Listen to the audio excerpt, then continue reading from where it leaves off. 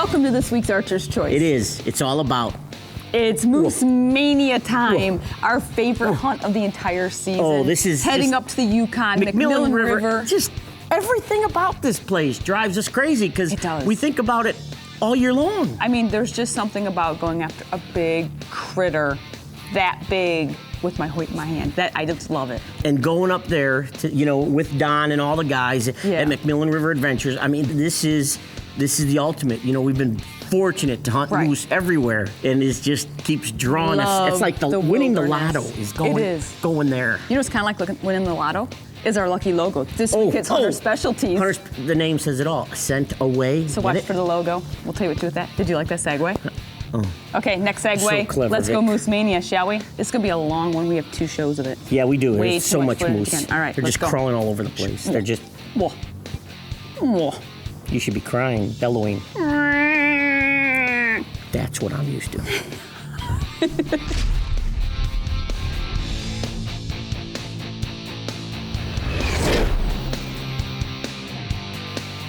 Well, once again, we're up here at McMillan River Adventures, one of our favorite places to go hunting. I mean, all year long, we look forward to coming up and hunting moose in the Yukon. Well, I was really looking forward this year to getting back into camp here up in the Yukon with Ralph and Vicki and my dad and Ryan's just whole big family thing, just a lot of fun, and I couldn't wait to be up here in camp. It's that time of year again. It's Moose Mania, baby. Here in the Yukon with McMillan River Adventures. And, it's like going up there to see old family. Don, Jackie, Tyler, Ryan, it's one of our favorite times of the year. We're getting our cabin all set up, and this is our cabin. We got our great Cabela sleeping bags. We got all of our Rocky gear. We got everything ready to go. It's 2 o'clock, so we have to wait 6 hours. So our best thing to do is just relax, take a deep breath, understand that we are here in the Yukon again. Hopefully, got our fingers crossed, we're gonna create another Moose Mania. Got my bow set up. My pack's pretty much ready to go. And look it, we only have another 3.5 hours till we can actually hunt. What are we gonna do? I don't know what time it gets dark around here. I don't know if it's like 8 o'clock or something like that, so I don't know if we'll get out and hunt this afternoon or not, because we'd have to wait till at least 6. So Jackie and her dad are in camp as well with Donna and Ralph and I, so it should be a fun week. As usual, every time we get up here, and almost on every hunt, Vicki and I go at it. When I say we go at it, I tell her she has to hunt first. She tells me, no, I should, and we go back and forth. But as usual, I won. She went first.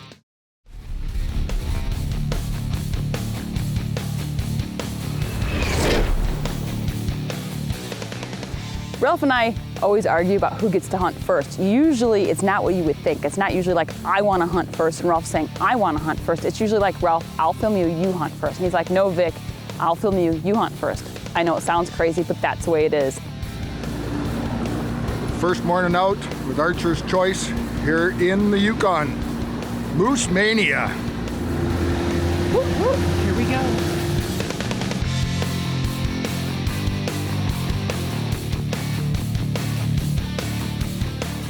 First morning out, we went out with Don, and we went down to the other end of the lake, and we were walking on some game trails, and we found some wolf dens, which was a really cool thing to see, but at the same time, we also know how devastating a wolf can be. Don just showed us a wolf den. They're obviously, like you just said, it's years old.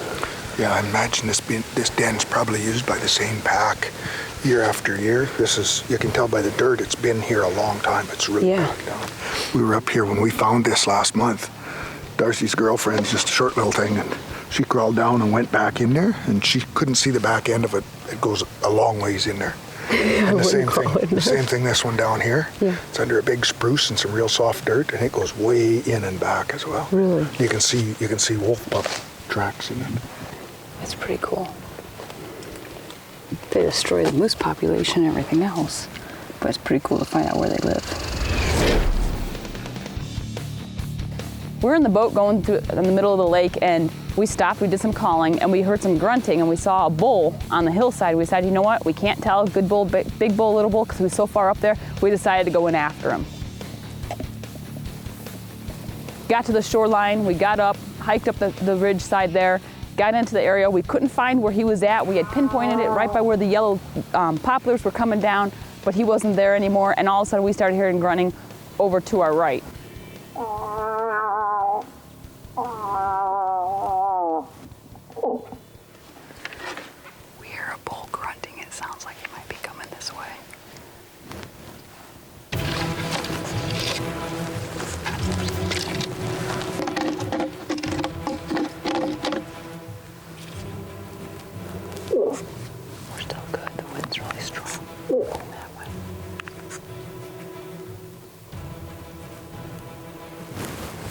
All of a sudden this bull comes up out of nowhere, and we're pretty sure it's the same bull we saw up on the hillside earlier. He's gonna go downwind of us. He's coming around. It's a really unique opportunity to be able to get that close to a bull moose and him not realizing what you are. But at the same time, Ralph and I are standing there, I've got my bow, he's got a camera, and this bull doesn't care one bit about what we're doing.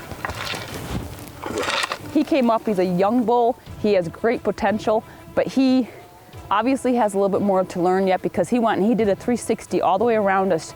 And I think he was just looking for love, and we just didn't want to give any to him.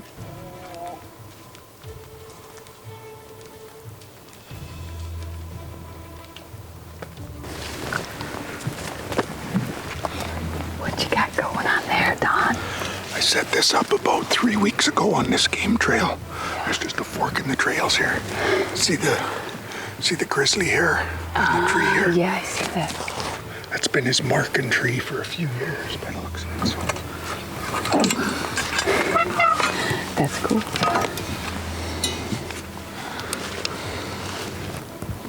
There's something walking by it. Wolf. Yeah, I would say that's a wolf. Oh, 2 wolves. Oh, a black and a white wolf. Look at That's what the black. Oh, Look at that. This is cool. dang. And look at that. They used this all spring in Alberta for 6 weeks on the baits. It's been sitting out here for about a month. The battery indicator's still showing full batteries. That's when we started using them. They last forever. Oh, they're amazing. The batteries are awesome. Amazing. Even in the cold weather. I mean, we're up in the Yukon right now hunting moose, and our Spy Point batteries are still lasting. You gotta love that. Day 2 of the hunt, we had some terrible weather move in. Rain, high winds. We just spent all day in camp talking about what we could have been doing that day. When you come up here in the Yukon, in the wilderness, the biggest problem that you deal with is the weather. And no matter who's hunting first, if the weather's not good, you don't put yourself at risk to get out there. When you're in such a remote location, safety is always a #1 priority and consideration. And in conditions like that, it's just not safe to be out there. If you're hunting a lake hunt especially, if the winds are strong, you may be in a bay where the wind isn't bad, but when you hit that main water and those waves are terrible, you got whitecaps and everything, you may go there, but you may not get back. Be prepared for those days to happen. Maybe bring a deck of cards and we'll work on your crib game.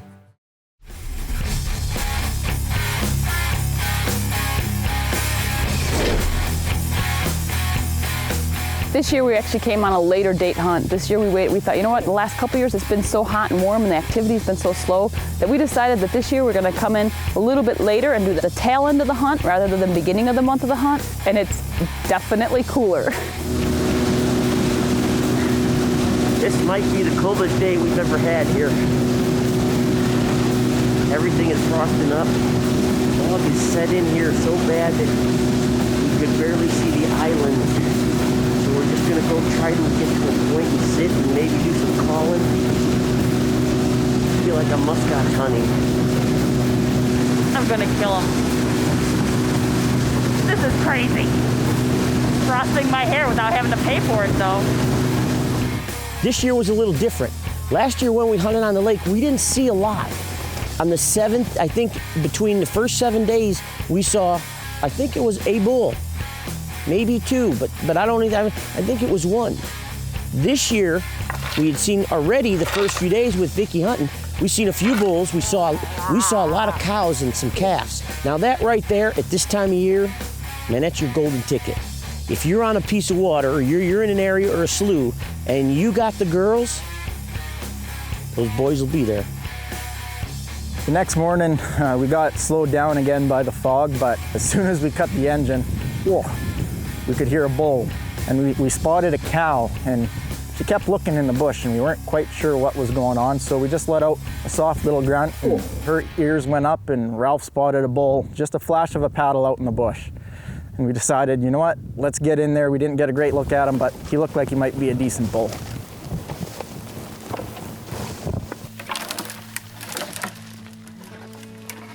All of a sudden, crash, crash, crash, and all you could hear and see was trees breaking and moving, and the cow popped out on shore, and the bull was right behind her, and the chase was on.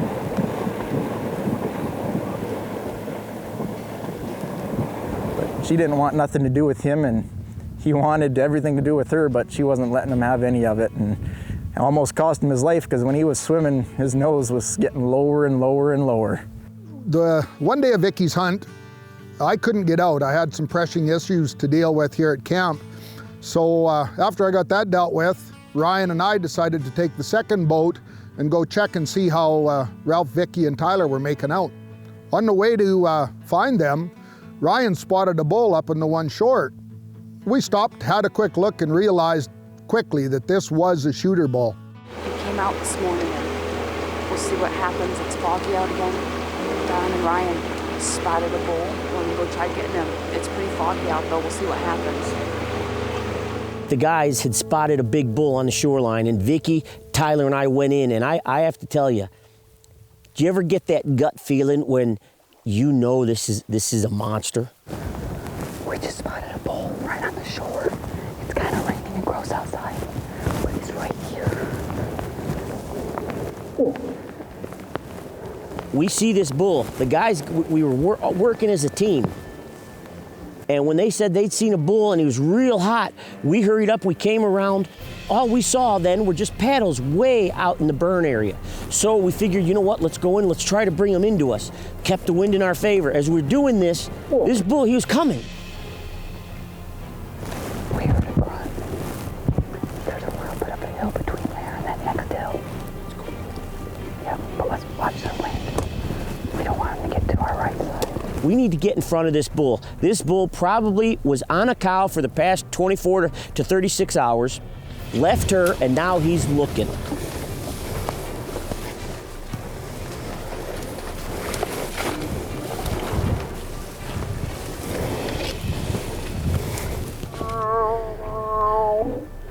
We got on the point, tried calling. This bull didn't hear it. The wind, the waves crashing on the shoreline. So he starts raking. Whoa. That bull turned and he looked at us.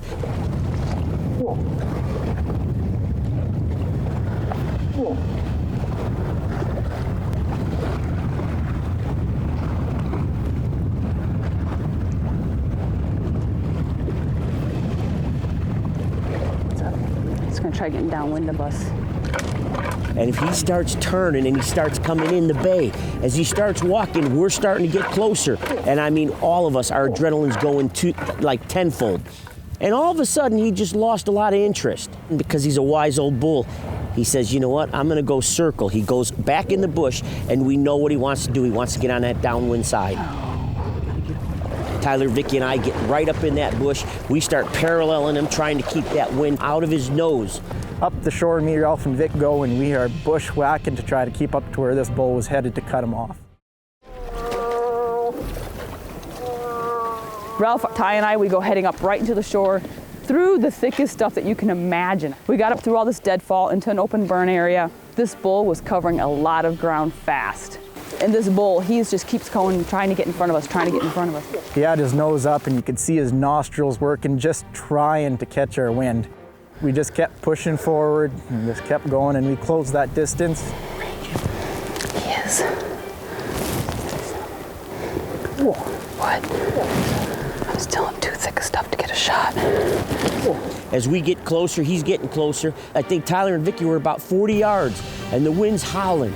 And Vicki made the right call because she said, you know what, Tyler, I'd like to get within 30 with this wind. The bull, when he stopped and he looked at us broadside, I was like, oh my gosh, he is the whitest bull I have ever seen on hoof. I mean, this thing was just huge.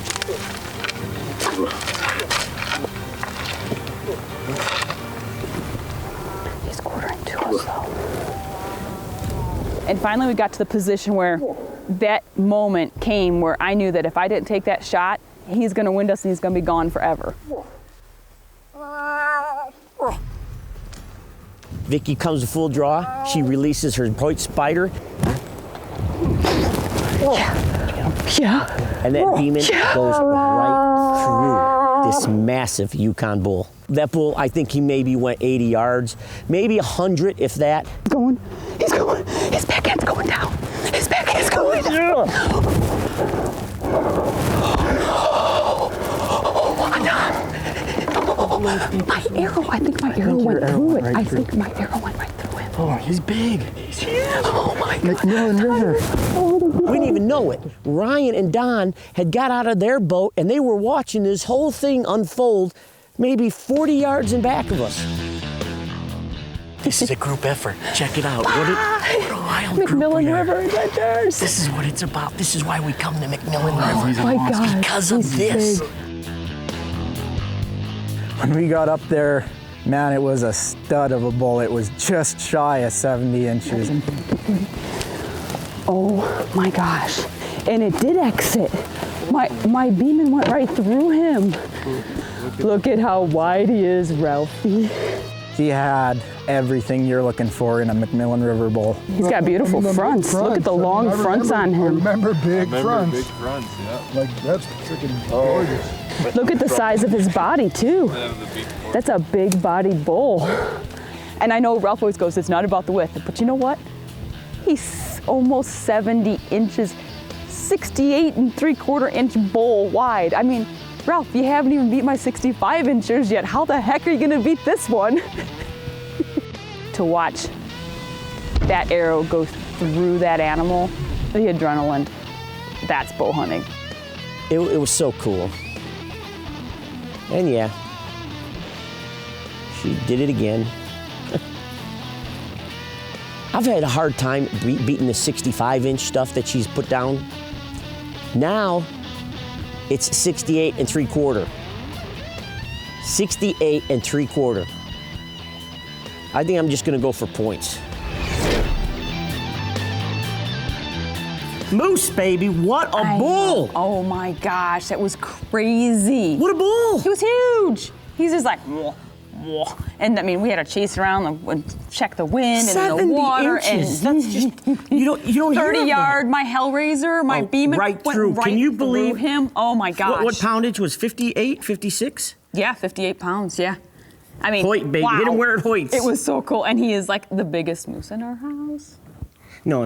He's the widest. You're right, he is. The widest. He's You're right. not the biggest. This week's lucky logo was Hunter Specialties. Send away, baby. If you happen to see it, you need to log on to archerschoice.com, click on Lucky Logo button, fill out some information, and someone's going to get some great stuff from Hunter Specialties as well as And some wild other hours. ones. Yes. Well, your hunt actually we really didn't show debuted up Vicky's yet. big wide bull. Yeah, so I guess you're going to have to come back next week to see more You never know. Ralph's moose. Yeah. McMillan River, baby. Thank you Real guys close. for watching this week on the Archer's Choice. We'll see you next week, same time, Same channel right here. on the Archer's Choice. How many times did I say Archer's Choice? You said twice, Vic. You just. I know, you think I'd get it. 15 years of this. You see what happens when a 70-inch bull just rattles her brain?